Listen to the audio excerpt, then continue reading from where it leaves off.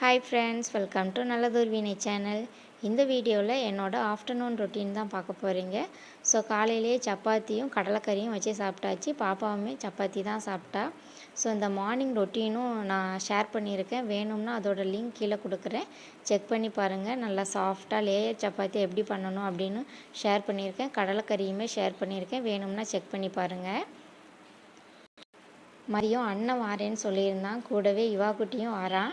அதனால் எனக்கு ரொம்ப சந்தோஷமாக இருந்தது. ஸோ காலையில் சாப்பிட்டுட்டு மேலே துணி காய போட்டிருந்தேன், அதை எடுத்துகிட்டு வந்து கையோடு மடித்து வச்சுட்டு வைக்க வேண்டிய இடத்துல வச்சுட்டு தேய்க்கிறதுக்கான துணியுமே தனியாக கட்டி வச்சுட்டேன். ஸோ இந்த வேலையெல்லாம் முடிச்சுட்டு கொஞ்சம் நேரம் உட்காந்துட்டு போவோம் அப்படின்னு சேரில் உட்காந்தேன்.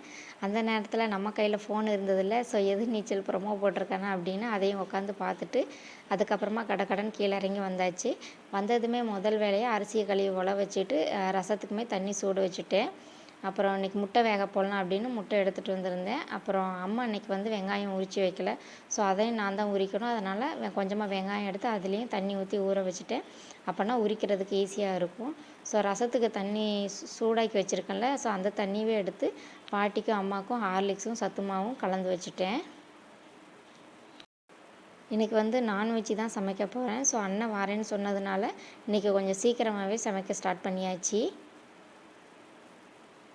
இதை கலக்கி அவங்களுக்கு கொடுத்துட்டு அதுக்கப்புறமா அந்த சுடு தண்ணியிலேயே ரசத்துக்கு தேவையான பொருட்கள் உப்பு, தக்காளி, அப்புறமா புளி, கொஞ்சமாக மிளகாத்தூள் போட்டு மூடி வச்சுட்டேன் ஊறட்டும் அப்படின்ட்டு.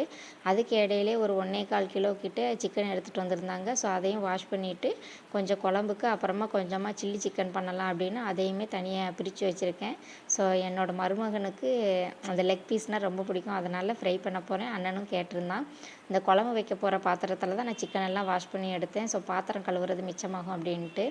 முட்டையிலையும் கூலிங்கெல்லாம் போயிடுச்சு. இப்போ இது ஒரு தடவை நல்லா வாஷ் பண்ணிவிட்டு முட்டையை பாத்திரத்தில் சேர்த்துட்டு கொஞ்சமாக உப்பு, தண்ணி மூழ்கிற அளவு ஊற்றி அடுப்பில் வச்சு ஒரு 10 நிமிஷத்துக்கு வேக வச்சு எடுத்துக்கிட்டேன். ஒரு அடுப்பில் சாதம் வெந்துட்டுருக்கு, ஒரு அடுப்பில் முட்டை வெந்துட்டுருக்கு. அதுக்கு இடையில ஊற வச்ச வெங்காயத்தை உரித்து எடுத்துடலாமே அப்படின்னு அதைத்தான் உரித்து எடுத்துகிட்ருக்கேன்.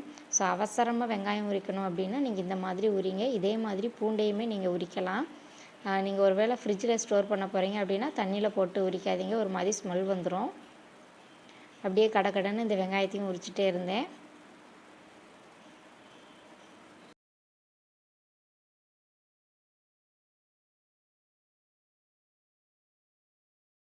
எல்லா வெங்காயத்தையுமே உரித்து எடுத்துட்டேன். அப்புறமா அந்த வெங்காயத்தோல் இந்த தண்ணியை ஓவர் நைட் ஊற வச்சுட்டு மறுநாள் வடிகட்டி ரோஜா செடிக்கு ஊற்றுவேன். ஸோ நல்லாவே பூக்கும்.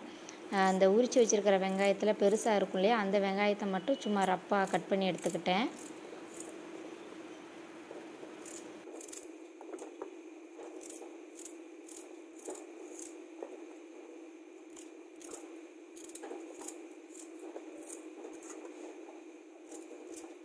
முட்டையுமே வெந்து வந்துடுச்சு. அதை இறக்கி வச்சுட்டு ஸ்டவ்வில் குழம்பு வைக்கிறதுக்கு ஒரு பாத்திரம் வச்சுட்டேன். ஸோ பாத்திரம் சூடானதுக்கப்புறமா ஒரு 3 ஸ்பூன் அளவுக்கு நல்லெண்ணெய் சேர்த்துட்டு நம்ம கட் பண்ணி வச்சுருக்கிற சின்ன வெங்காயத்தை சேர்த்து நல்லா வதக்கி எடுத்துக்கலாம். நான் சண்டே இஞ்சி பூண்டு பேஸ்ட் அரைச்சிருந்தேன், அது கொஞ்சமாக தான் இருக்குது. இதை சில்லி சிக்கனுக்கு யூஸ் பண்ணிக்கலாம் அப்படின்ட்டு அதை ஓரமாக வச்சுட்டு ஒரு 5 பல் பூண்டு, ஒரு சின்ன துண்டு இஞ்சி எடுத்திருக்கேன். ஸோ உரலில் தட்டிட்டு சேர்த்துக்கலாம் அப்படின்னு. பூண்டை வந்து தோலோடு அப்படியே தான் சேர்த்துருக்கேன். ஸோ நம்ம இடித்தோம்னா அந்த தோல் வந்து ஈஸியாக கலண்டு வந்துடும், அப்போ எடுத்துக்கலாம் அப்படின்ட்டு. ஸோ அந்த கலண்டு வந்த தோலையும் எடுத்துட்டு இஞ்சியும் பூண்டையும் 1, 2மா தட்டி எடுத்து வச்சுக்கிட்டேன்.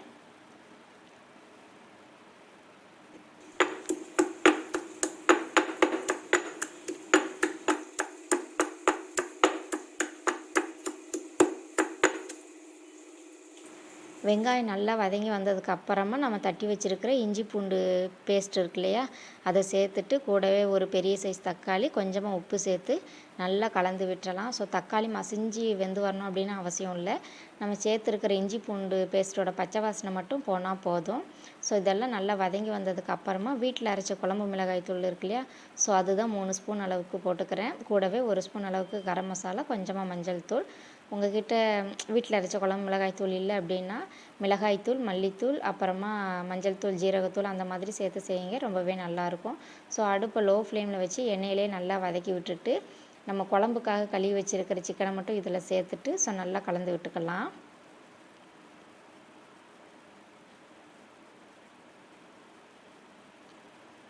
ஸோ சிக்கனை நல்லா கலந்து விட்டுட்டு அதை லோ ஃப்ளேமில் வச்சுட்டேன். ஸோ அடுத்ததான் நம்ம சில்லி சிக்கனுக்காக மசாலா போட்டு பரட்டி வச்சுட்டு அது ஊறி வந்துடுமே அப்படின்ட்டு அந்த சிக்கனை தான் எடுத்திருக்கேன். ஸோ இப்போ இதில் 1 ஸ்பூன் அளவுக்கு மிளகாய்த்தூள், 1 ஸ்பூன் மல்லித்தூள், கொஞ்சமாக மஞ்சள் தூள், 1/2 ஸ்பூன் அளவுக்கு கரம் மசாலா, 1/2 ஸ்பூன் அளவுக்கு சிக்கன் 65 மசாலா, தேவைக்கேற்ப உப்பு, 2 ஸ்பூன் தயிர், அப்புறமா 1 ஸ்பூன் அளவுக்கு லெமனை புழிஞ்சு விட்டுக்கலாம். ஸோ இது கூடயே கொஞ்சமாக கொத்தமல்லி இலையும் கட் பண்ணி சேர்த்துட்டு ஒரு கொத்து கருவேப்பிலை இலையும் சேர்த்துக்கிறேன். அப்புறமா ஒரு முட்டையிலேருந்து வெள்ளைக்கருவு மட்டும் தனியாக ஊற்றிக்கிறேன். மஞ்சக்கரு வேண்டாம், வேணும்னாலும் நீங்கள் சேர்த்துக்கோங்க, ஒன்றும் பிரச்சனை இல்லை. ஸோ எல்லாத்தையும் சேர்த்துட்டு நல்லா கையை வச்சு கலந்து விட்டுறலாம். அந்த லெக் பீஸ்லலாம் நல்ல கீரல் போட்டிருக்கு. ஸோ அதுக்குள்ளெல்லாம் மசாலா போகிற மாதிரி நல்லா கலந்து விட்டு எடுத்துக்கலாம். ஸோ நல்லா கலந்ததுக்கப்புறமா இந்த சிக்கனை ஒரு மூடி போட்டு மூடி ஒரு 1/2 மணி நேரம் நல்லா ஊற விட்டுறலாம். ஸோ அதுக்கு இடையிலுமே சிக்கனும் நல்லா தண்ணி விட்டு ஓரளவு வெந்து வந்திருக்கு. இப்போ இதை நல்லா கலந்து விட்டுட்டு குழம்புக்கு தேவையான அளவு தண்ணி சேர்த்துக்கலாம். நம்ம ஆல்ரெடி உப்பு சேர்த்துருக்கோம். இப்போ செக் பண்ணிவிட்டு வேணும்னா சேர்த்துக்கலாம். இப்போ ஒரு தடவை நல்லா கலந்து விட்டுட்டு பாத்திரத்தை மூடி போட்டு மூடி மீடியம் ஃப்ளேமில் வச்சு நல்லா வேக விட்டுறலாம். நம்ம இந்த சில்லி சிக்கனுக்காக கொஞ்சமாக லெமன் யூஸ் பண்ணிவிட்டு மீதி லெமன் அப்படியே தான் இருக்குது. இது அப்படியே நம்ம ஃப்ரிட்ஜில் வச்சா ரொம்ப நாள் யூஸ் பண்ணாமல் சீக்கிரமாக கெட்டு போயிடும். அதுக்காக இந்த மாதிரி ஒரு டப்பாவில் புழிஞ்சிட்டு அதோட விதையெல்லாம் வெளியே எடுத்துட்டு அப்புறமா ஃப்ரீசரில் வச்சுட்டா நம்ம எப்போ தேவையோ அப்போ எடுத்து யூஸ் பண்ணிக்கலாம். சட்டுன்னு ஜூஸ் ஏதாவது போடனாலும் போட்டுக்கலாம். சாதம் ஏதாவது மிச்சமாயிட்டாலும் டக்குன்னு லெமன் சாதம் மாதிரி ஏதாவது கிண்டிடலாம். ஸோ இப்போ விதையெல்லாம் எடுத்துகிட்டு ஃப்ரீசரில் வச்சு ஸ்டோர் பண்ணிக்கலாம். அடுத்ததாக ரசத்துக்கு ரெடி பண்ணிடலாம். அதுக்கு மிக்சர் ஜாரில் ஜீரகம், மிளகு, அப்புறமா வெள்ளைப்பூடு இதெல்லாம் சேர்த்து கொரப்பாக அரைச்சிட்டு ரசத்துக்காக ஊற வச்சு வச்சுருக்கோம் இல்லையா, அதில் கொஞ்சமாக எடுத்து போட்டு நல்லா பிசைஞ்சிட்டு ரசத்துக்கு தேவையான அளவு தண்ணியும் சேர்த்துட்டு நம்ம அரைச்சி வச்சுருக்கிற ஜீரகம், மிளகு, பூண்டோட கொஞ்சமாக பெருங்காயத்தூள், மஞ்சள் தூள், ஒரு கொத்து கருவேப்பிலையில் அப்புறமா கரைச்சி வச்சுருக்கிற ரசத்தில் கொஞ்சமாக மல்லி இலையும் போட்டு வச்சிடலாம். ஸோ தாளிக்கும் போது ஈஸியாக இருக்கும். ஸோ சிக்கனுமே நல்லா வெந்து வந்திருக்கு. இப்போ இது ஒரு தடவை நல்லா மிக்ஸ் பண்ணிவிட்டு ஒரு 2 நிமிஷம் சிம்மில் வச்சிடலாம். நல்லா எண்ணெய் பிரிஞ்சு வரட்டும். அதுக்கு இடையிலேயே ரசத்தையும் தாளித்து விட்டுட்டேன். ஸோ நல்ல எண்ணெய் பிரிஞ்சு வந்ததுக்கப்புறமா இதில் கொஞ்சமாக மல்லி இலையை கட் பண்ணி சேர்த்துட்டு ஒரு கொத்து கருவேப்பிலை இலையும் சேர்த்து நல்லா மிக்ஸ் பண்ணி ஸ்டவ் ஆஃப் பண்ணிட்டா செம்ம சூப்பராக ரெடி ஆயிரும். உண்மையிலேயே அன்றைக்கி இந்த சிக்கன் குழம்பு ரொம்ப சூப்பராக இருந்தது. குழம்பு வெந்துக்கிட்டு இருக்கும்போதே எங்களோட பாட்டி ஒருத்தவங்க இருக்காங்க. ஸோ அவங்களும் வந்திருந்தாங்க. அவங்கக்கிட்ட பேசிக்கிட்டு இருக்கும்போதே பின்னாடியே அண்ணனும் யுவா குட்டியும் வந்திருந்தாங்க. ஸோ பாட்டிக்கும் அப்பாவுக்கும் காஃபி போட்டு கொடுத்துட்டு அவங்க வந்திருந்தாங்க இல்லையா, ஸோ அவங்களுக்கு இந்த மீதி வச்சுருந்த லெமன் இருந்தது இல்லையா, ஸோ அதில் கொஞ்சமாக புதினா இலை, சுகர் போட்டு அவங்களுக்கு ஜூஸ் மாதிரி கொடுத்துட்டேன். நல்லா சாப்பிட்டுட்டாங்க. ஸோ கொஞ்சம் நேரம் பேசிட்டு அதுக்கப்புறமா சிக்கனை பொரிக்கலாம் அப்படின்னு சொல்லிட்டு வந்திருந்தேன். ஸோ பொரிக்கிறதுக்கு முன்னாடி அந்த சிக்கனில் ஒரு 2 ஸ்பூன் அளவுக்கு கார்ன்ஃப்ளவர் மாவு சேர்த்து நல்லா கலந்துட்டு நல்லா சூடாக இருக்கிற எண்ணெயில் போட்டு லோ ஃப்ளேம், மீடியம் ஃப்ளேம்னு மாற்றி மாற்றி வச்சு சிக்கனை நல்லா திருப்பி போட்டு வேக வச்சு எடுத்துக்கலாம். ஸோ இதுக்கு இடையில யுவா குட்டி அங்கிட்டும் இங்கிட்டும் ஓடிக்கிட்டு கிச்சனில் என்னோடய காலை பிடிச்சி நின்றுட்டு இருந்தான். ரொம்ப சந்தோஷமாக இருந்துச்சு. அவனுக்கு ஒரு 1.5 வயசு இருக்கும்போது நான் கல்யாணம் பண்ணி வந்துட்டேன். ஸோ நல்லா விவரம் தெரியும் போது அவன் கூட நான் இல்லை. பட் என்னை மறந்துருப்பானோ அப்படின்னு எனக்கு கொஞ்சம் பயமாக தான் இருந்தது. ஆனால் பிள்ளை என்னைய மறக்கலை. அவன் என்னை அத்தைனே கூப்பிட்டதில்லை, அம்மா அப்படின்னு தான் கூப்பிடுவான். ஸோ இன்றைக்கி அத்தை அத்தைன்னு கூப்பிட்டான்னா எனக்கு அது ரொம்ப சந்தோஷமாக ஒரு மாதிரியாக இருந்தது. நல்லா ஜாலியாக இருந்தது. ஸோ பாட்டிக்கும் சாப்பாடு கொடுத்துட்டு அண்ணனுக்கும் யுவாக்கும் சாப்பாடு கொடுத்துட்டு இருந்தேன். கூடயே குட்டி பிள்ளையும் சாப்பிட்டுட்டு இருந்தா. அவன் அண்ணன் ஒரு பக்கம் சாப்பிட்டுட்டு இருந்தான். இவங்க 2 பேரும் சைக்கிளில் ஏறி விளையாடிட்டு இருந்தாங்க. ஸோ சாப்பிட்டு முடிச்சுட்டு கொஞ்ச நேரத்தில் அவங்களும் கிளம்பிட்டாங்க. நான் வரமாட்டேன் அப்படின்னு சொல்லிட்டு இருந்தான். ஸோ அண்ணன் வலுக்கட்டாயமாக பிடிச்சி இழுத்துட்டு போயிட்டான். அவங்க போனதுக்கப்புறமா சாப்பிட்ட பாத்திரம்லாம் அப்படியே தான் இருந்தது. குட்டீஸ்கெல்லாம் சாப்பிட்டதுனால சாதமெல்லாம் அங்கங்கே இந்த மாதிரி சிதறி கிடந்தது. பாப்பா தூங்குகிற இடத்துக்கு கீழே மட்டும் லைட்டாக பெருக்கி விட்டுட்டு அவளை தூங்க வச்சுட்டு அந்த விளையாடிட்டு போட்டிருந்த திங்ஸ் எல்லாம் எடுத்து ஓரங்கட்டிட்டு ரூமையும் லைட்டாக பெருக்கி விட்டுட்டு அதுக்கப்புறம் மெதுவாக தான் நான் சாப்பிட்டேன். ஸோ ஃபைனலாக அண்ணன் வாங்கிட்டு வந்து ஸ்வீட்டோட அன்றைக்கி லஞ்சை முடித்தாச்சு. இதோட வீடியோவை முடிச்சுக்கிறேன். வீடியோ உங்களுக்கு பிடிச்சிருந்ததுன்னா லைக் பண்ணுங்கள், ஷேர் பண்ணுங்கள்.